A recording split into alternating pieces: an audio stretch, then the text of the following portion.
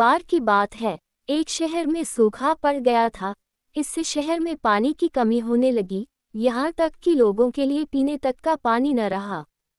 धीरे धीरे लोग उस शहर को छोड़कर जाने लगे और एक वक्त आया जब पूरा शहर खाली हो गया और वहाँ सिर्फ चूहे ही रह गए।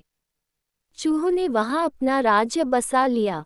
एक बार उसी शहर के किनारे की जमीन से पानी का एक स्रोत फूटा और वहाँ एक बड़ा सा तालाब बन गया।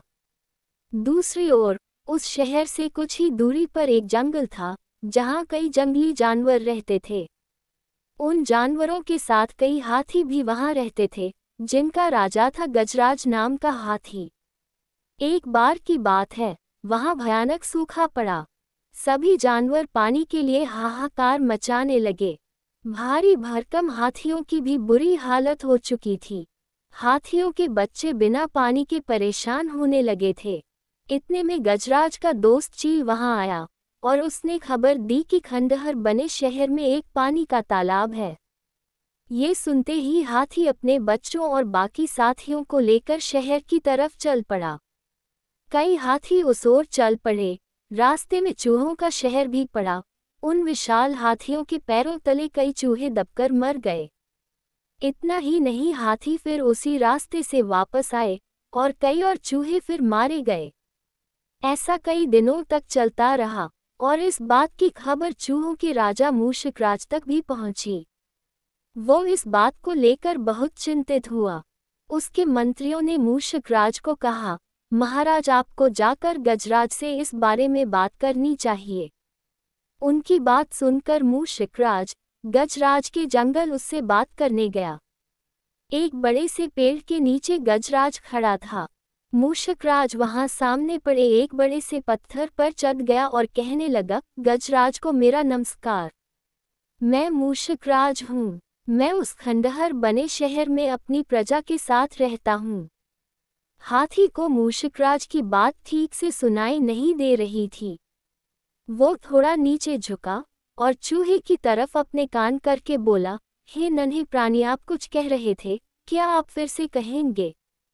ये सुनकर मूषकराज ने फिर से अपनी बात दोहराई, मैं मूषकराज हूँ। मैं उस खंडहर बने शहर में अपनी प्रजा के साथ रहता हूँ। आप और आपके अन्य हाथी मित्र जब भी तालाब की ओर जाते हैं तो कई चूहे आपके पैरों तले दबकर मर जाते हैं।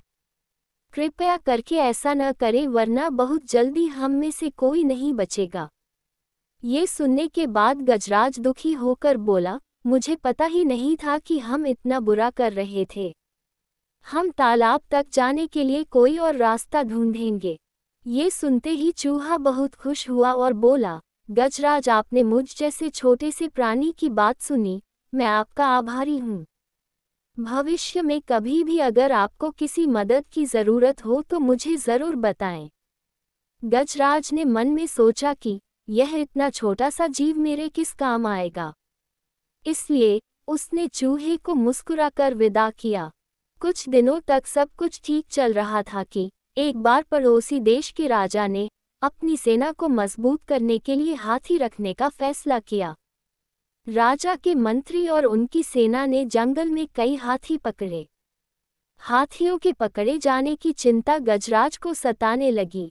एक रात गजराज इसी चिंता में जंगल में टहल रहा था कि अचानक उसका पैर सूखी पत्तियों में छिपाए जाल पर पड़ा और वो जाल में फंस गया। हाथी जोर जोर से चिंघाड़ने लगा, लेकिन कोई उसकी मदद के लिए नहीं आया। इसी बीच एक भैंस ने हाथी की आवाज़ सुनी। वो गजराज का बहुत आदर सम्मान करता था, क्योंकि एक बार गजराज ने भैंस को गड्ढे से निकालकर उसकी जान बचाई थी। गजराज को जाल में फंसा देख वो बहुत चिंतित हुआ और बोलने लगा, गजराज, मैं आपकी मदद के लिए क्या करूं? अपनी जान देकर भी मैं आपकी मदद करूंगा गजराज। गजराज ने कहा, तुम जल्दी से जाकर उस खंडहर शहर में रहने वाले मूषकराज को मेरी खबर दो। गजराज की बात सुनकर भैंस दौड़ता हुआ मूषकराज के पास गया और उसे सारा हाल बताया। मूषकराज ने जैसे ही यह बात सुनी, वो अपने कई सैनिकों को लेकर भैंस की पीठ पर बैठ गया और गजराज के पास पहुंचा। फिर चूहों ने मिलकर जाल को काटा और गजराज आजाद हो गया। इसके बाद गजराज ने मूषक राज को धन्यवाद कहा। सभी खुशी खुशी रहने लगे। गजराज और मूषक राज की दोस्ती भी गहरी हो गई। इस कहानी से सीख मिलती है कि कोई भी प्राणी छोटा नहीं होता है, जरूरत होती है तो बस प्यार और विश्वास की। आपसी प्यार हर तरह के दुखों को दूर कर सकता है। दोस्तों, कहानी अच्छी लगी हो तो इसे लाइक करें, शेयर करें और चैनल को सब्सक्राइब जरूर करें। धन्यवाद।